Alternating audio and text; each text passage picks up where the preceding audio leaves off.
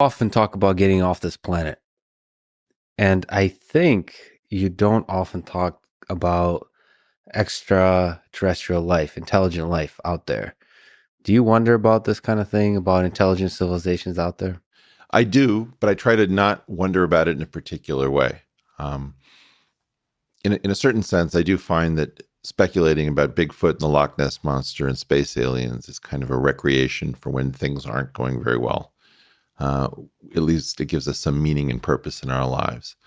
So I worry about, for example, the simulation hypothesis is taking over from religion. You can't quite believe enough to go to church or synagogue or the mosque on the weekend. So then you just take up an interest in the simulation theory because that's something like what you do for your job coding. I do think that in some sense, the issue of aliens is a really interesting one, but has been spoiled by too much sort of recreational escapism. The key question that I find is, let's assume that it is possible to look out at the night sky and see all of these distant worlds and then go visit them.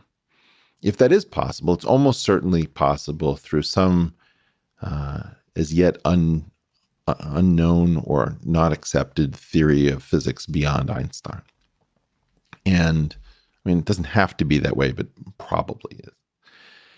If that theory exists, there would be a percentage of the worlds that have life in sort of a Drake equation kind of a way that would have encountered the ability to escape soon enough after unlocking the power of the atom at a minimum and whatever they have that is probably analogous to the cell on that world. So assuming that life is a fairly generic thing that arises, probably not carbon-based, probably doesn't have DNA, but that something that fits the pattern of Darwinian theory, which is descent with variation, differential success. And thereby constantly improving and so on, that through time, there will be a trajectory where there'll be something increasingly complex and fascinating and beautiful like us humans, but much more. That can also off-gas whatever entropy it creates to give an illusion that you're defeating thermodynamics, right? So whatever these things are, probably has an analog of the bilipid layer so that cells can get rid of the chaos on one side of the barrier and keep order on the other.